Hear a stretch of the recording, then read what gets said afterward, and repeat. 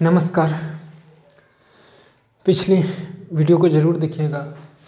इसमें हम CTET best GK जो है उसको एक ले लेते हैं, क्योंकि 21 जनवरी से CTET की एग्ज़ाम है, तो यहाँ से क्वेश्चन कुछ आते हैं। तो चलिए, जैसे मैं पहले लिया हूँ जानवरों का शिकार। जानवरों का शिकार जैसे हाथी को उसके दांतों के लिए मार दिया जाता है, गेंडों को सींग के लिए, शेर, मगरमच्छ और सांप को उनकी खाल के लिए मार दिया जाता है। ऑप्शन आएगा आपको, मगरमच्छ को किस लिए मार दिया जाता है? छाल, सींग, दांत या उसके पैर के लिए, इस टाइप से। तो आपको टिक लगानी रहती है। यहाँ से बनते हैं क्वेश्चन, यानी कि मैं रिपीट कर दूँ। जानवरों का शिकार, हाथी को उसके दांतों के लिए मार दिया जाता है, गेंडों को सींग के लिए, शेर को मगरमच्छ के लिए, हाथी को उसके दांतों के लिए, गेंडों को सींग के लिए, शेर, मगरमच्छ और सांप को उनकी खालों के लिए मार दिया जाता है। और कस्तूरी हिरण को थोड़ी सी खुशबू के लिए मार दिया जाता है। कस्तूरी सेंट बनता है। एक बड़ी अच्छी कहावत मैंने, कस्तूरी कुंडल बसे मृग ढूंढे बनमाही, ऐसी घटी घटी राम है दुनिया देखी नहीं। यानी कि कस्तूरी खुद हिरण के नेवल यानी कि ढूंढी में रहती है, और वो चारों ओर उस खुशबू को ढूंढता रहता है कि भाई कहाँ है खुशबू, कहाँ मिलेगी, और उसकी ढूंढी में रहती है। फिर भी चारों ओर वो अपना ढूंढती रहती है इधर इधर। लेकिन वही कहने का तात्पर्य वही इंसान के भी है कि इंसान के पास सब कुछ है अंदर में ही, नहीं सब चीज़ अंदर में है, बस उसे ढूंढने की ज़रूरत है। तो कस्तूरी कुंडल बसे मृग ढूंढे बनमाही, ऐसी घटी घटी राम है दुनिया देखी नहीं। कस्तूरी जिसके अंदर में है वो स्वयं चारों जंगल में भटक रही है, जबकि उसकी सेम खुद की नाभि में पाई जाती है, वो भटक रही है। वैसे ही मनुष्य है, सब कुछ उसके अंदर है और दुनिया में भटक रहा है। उधर राम का दर्शन करने जाना है तो आज अयोध्या जाना है, तो और वृंदावन जाना है, ऐसा कह एक था बोल दिया वैसे ही, इसको नहीं लीजिएगा। तो कस्तूरी को एक थोड़ी सी हिरण को कस्तूरी के लिए मार दिया जाता है। कुछ जानवरों की नींद, जैसे गाय 4 घंटे सोती है। नहीं, मैं रिपीट कर दूं, कुछ जानवरों की नींद, गाय जो है 4 घंटे सोती है, अजगर 18 घंटे, जिराफ 2 घंटे और बिल्ली 12 घंटे। अजगर नहीं कहते कि अजगर नाइट मतलब सोया हुआ है भर दिन, तो यही है अजगर। हाथियों के बारे में थोड़ा जान जाते हैं, यहाँ से क्वेश्चन आते हैं। देखिए, हाथियों के झुंड में केवल हथनियाँ और बच्चे ही रहते हैं। हाथियों के झुंड में केवल हथनियाँ और बच्चे ही रहते हैं। इस झुंड में 10 या 12 हथनी और बाकी बच्चे होते हैं। झुंड की सबसे बुजुर्ग हथनी ही पूरे झुंड की नेता होती है। 14-15 साल तक हाथी इस झुंड में रहता है, फिर झुंड छोड़कर चला जाता है। 14-15 साल तक रहता है, फिर जैसे ही बड़ा होता है वो झुंड छोड़कर चला जाता है। एक बार रिपीट कर दूं, हाथियों के झुंड में केवल हथनियाँ और बच्चे ही रहते हैं। इस झुंड में 10 या 12 हथनी और बाकी बच्चे होते हैं। झुंड की सबसे बुजुर्ग हथनी ही पूरे झुंड की नेता होती है, और जैसे ही बच्चे 10 से 15 साल तक हो जाते हैं तो वो झुंड छोड़ देते हैं। नहीं, फिर ये झुंड छोड़कर चला जाता है। इसके बाद है केचुए, जिसे किसानों का मित्र कहा जाता है। क्वेश्चन कई बार आए हैं। केचुए जो है, जिसको देहाती में चाली बोलते हैं, नहीं चाली, हाँ। केचुए जमीन में छेद बनाकर मिट्टी को मुलायम कर देता है, यानी कि ज़मीन भुरभुरी कर देता है। देखते होंगे आप कभी, अगर आप खेत पर गए हो तो देखना। केचुए ज़मीन में छेद बनाकर मिट्टी को मुलायम कर देते हैं। ज़मीन को इस छेद से हवा और पानी मिल जाता है, यानी कि जब भुरभुरी कर देते हैं ना, छेद कर देते हो, तो ज़मीन को क्या होता है, हवा पानी उससे मिल जाता है।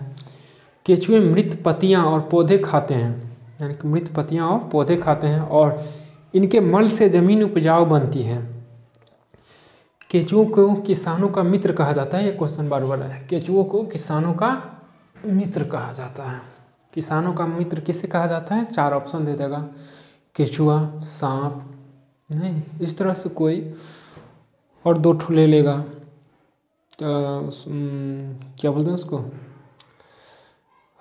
मैना, कुछ भी दे देगा यार, उसमें अपना टिक लगाइएगा केचुआ पे, तो ये हो जाएगा। केचुओं को किसानों का मित्र माना जाता है। वर्मी कंपोस्टर को वर्मी कल्चर या केचुआ पालन भी कहा जाता है, यानी कि वर्मी कंपोस्टर के जरिए चाली सब जो होता है ना, केचुआ सब, उसका पालन किया जाता है उसमें। ठीक है, इसको इरेज कर दो। एक पक्षी से रिलेटेड है, उसको भी आप जान जाइए, बेटर रहेगा। नहीं तो इसको इरेज करूं, 1 मिनट समय लग जाएगा। वीडियो को रोक देता हूं, फिर इरेज करके लिख देता हूं। ठीक है,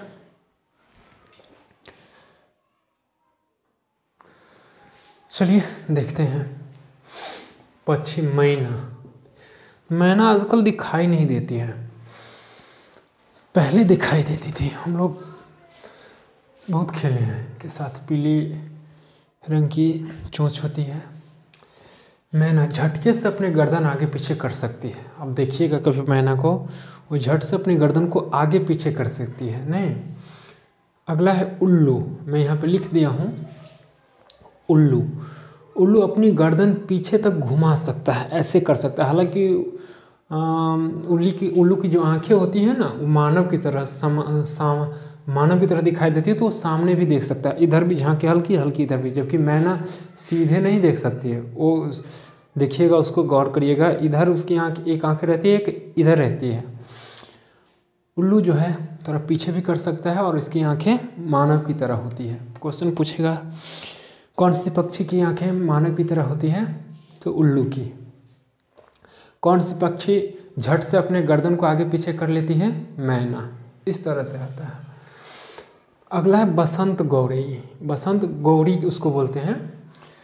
बसंत गौरी जो है ना, यह गर्मियों में टुक टुक करती रहती है। अब देखिएगा, बसंत जब उठती रहती अभी होती है ना, तो कभी जाइएगा खेत की ओर, उसको देहाती में बोलते हैं गाछी, गाछी की ओर, जहाँ पर जंगल सब जो होती है ना, फॉरेस्ट सब, उसमें जाइएगा तो उसमें देखिएगा बसंत गौरी टुक टुक टुक टुक करती रहती है और पेड़ के तने जो होते हैं ना, उसमें छेद करेगी ऐसे ऐसे करके, तो छेद बनाकर उसमें अंडा रखती है। नहीं, बसंत गौरी कहने का मतलब है बसंत गौरी यह गर्मियों में टुक टुक करती रहती है। गर्मियों में टुक टुक करती रहती है, पेड़ के तने में गहरा छेद बनाकर उसमें अंडे रखती है। ठीक, कंठफोड़वा। मिलें कभी उनसे, जाइए घूमिए फिरिए, देखिएगा जंगल में, चाहे खेत की ओर जाइए जहाँ पे बड़े बड़े पेड़ सब होते हैं, वहाँ पे देखिएगा कभी कंठफोड़वा को। सुबह 8-9 बजे जाइएगा अगर मौका मिले। बसंत ऋतु जब आने लगती है तब, बसंत ऋतु के अप्रैल में, मार्च अप्रैल, मिड मार्च और अप्रैल के बीच में जाएगा तो ऐसे ऐसे करके करता रहेगा, वो मारता रहता है पैर के टहनी में, ऐसे कर करके। कंठफोड़वा नाम ही है, बच के रहिएगा। तो यह भी बसंत गौरी की तरह पैर के तने में घोंसला बनाता है, सेम इसका काम है। यह भी बसंत गौरी की ही तरह पैर को ऐसे ऐसे कर करके उसको क्या करते हैं, गड्ढा कर देता है पैर में, ऐसे मार मार के पैर में, और घोंसला उसमें बनाता है। बड़ी अच्छी है, उसका रंग बड़ा अच्छा रहता है। एक पंख जो होती है मोर की तरह होती है, लेकिन मोर की जैसा रहता है, लेकिन उसकी कलर जो होती है वाइट रहती है, ब्लैक रहती है, और आगे से जो होता है ना, वो संतरा रंग का रहता है। वो अच्छा लगेगा आपको देखने में, देखिएगा कभी। अगला शक्कर खोड़ा या सूरी पक्षी भी इसे कहते हैं। शक्कर खोड़ा या सूरी पक्षी दिखाई देती होगी आपको, शक्कर खोड़ा या सूरी पक्षी। ये किसी छोटे पेड़ या झाड़ी की डाली पर अपना लटकता हुआ घोंसला बनाती है। इसका घोंसला बाल, मकड़ी के जाल, पतली टहनी, घास, सूखे पत्ते, रुई, पेड़ की छाल के टुकड़े और कपड़ों के चीथड़ों से बना होता है। कभी मिलिए। शक्कर खोरवा कुआं। हम लोग बचपन में जब जाते थे ना, तो एक चिग्गर होता है, खड़ही जिसको बोलते हैं, उसमें भी अपना घोंसला बना लेती है, लेकिन यहाँ पर उसका जिक्र नहीं हुआ है। एक देहागी छोटे से एक किसी पेड़ के झाड़ी या डाली पर, छोटी सी पेड़ रहती है, झाड़ी या डाली पर वो क्या करेगी, बना लेगी। अब बहुत ऐसे लटकती रहती है उसकी जो घोंसला है, और में देखिएगा तो बड़ा ही घास भूसा सब, सूखल पत्ता, सूखी जो पत्ता होती है वो सब कहीं से कपड़ा वगैरह सब लाया रहता है। वास्तव में मैं देखा हूँ, बाल सब रहता है जो महिलाएं नहीं फेंक उक देती है, तो वो शायद चोंच में ले जाकर उसमें रख लेती हैं, तो वही बनाती है अपना घोंसला और उसमें अंडे देती है। ठीक, और बनाती है। ठीक, इसको एक बार और रिपीट कर दूँ, शक्खोरवा, सूरी, शक्कर खोड़ा उसको बोलते हैं, सूरी पक्षी भी इससे बोलते हैं। ये किसी छोटे पेड़ या झाड़ी की डाली पर अपना लटकता हुआ घोंसला बनाती है। इसका घोंसला बाल, मकड़ी के जाल, पतली टहनियाँ, घास, सूखे पत्ते, रुई, पेड़ की छाल के टुकड़े और कपड़ों के चित्रों से बना होता है। अगला है चील, बांस, गिद्ध। यहाँ से क्वेश्चन एक न एक आएगा ही सीटेट में। ये हमसे 4 गुना दूर तक देख सकते हैं, 4 गुना अधिक दूर से देखते हैं, अधिक दूर उसको कहिए। चील, बांस, गिद्ध हमसे 4 गुना अधिक दूर तक देख पाते हैं। गिद्ध का काम क्या है, मरे हुए जानवरों को खाकर जगह साफ करना, यानी कि सब साफ कर देता है। और आकाश में ऊंचाई पर उड़ता है। ये जो है आकाश में ऊंचाई पर उड़ता है। ज़मीन पर पड़ी हुई कोई चीज़ किसी चील को, चील की बात हो रही है, ज़मीन पर पड़ी हुई कोई चीज़ किसी चील को 1 से 2 किलोमीटर की दूरी से दिखाई देता है। बाप रे, मतलब वो आकाश में उड़ रहा है 1 से 2 किलोमीटर दूरी पर, और कोई भी छोटी चीज़ हो अगर वो देखना चाहे तो देख सकता है 1-2 किलोमीटर की दूरी से। तो किसी चील को 1 से 2 किलोमीटर की दूरी से दिखाई दे देती है ज़मीन पर की चीज़। एक है दर्जनी चिड़िया। दर्जनी चिड़िया जो है ना, ये अपनी नुकीली चोंच से पत्ते को सी लेती है। कभी गूगल कीजिएगा, दर्जनी चिड़िया, कंठफोड़वा, शक्कर, बसंत गौरी, इसके बारे में देखिएगा। तो वो क्या करती है, केला के पात नहीं होता है उस तरह का, उसको भी वो सी देगी, ऐसे ऐसे करके चोंच से ले लेकर लाती है कहीं से और सी देती है। और भी पेड़ की जो पत्तियाँ होती है चौड़े वाले, उसको भी सी लेती है। तो इसीलिए इसका नाम दर्जनी चिड़िया रखा गया, क्योंकि अपनी नुकीली चोंच से पत्तों को सी लेती है। कलचिड़िया, कलचिड़िया एक होती है कि पत्थरों के बीच अपना घोंसला बनाती है। पत्थर जहाँ पे होती है ना, वहाँ पे जाके घोंसला ये बनाती है। तो ये थी एक छोटी सी वीडियो लंबा नहीं करना चाहूँगा, हो जाती रहती है लंबी, लेकिन एनीवे मेरी कोशिश रहती है कि आपका समय में बचा दूँ। 12 से 15 मिनट की वीडियो हो, बट एवर एनीवे वीडियो कैसी लगी अपनी प्रतिक्रिया दीजिएगा। तो मिलते हैं अगली वीडियो में। वीडियो को सब्सक्राइब, लाइक कर दीजिएगा। नमस्कार।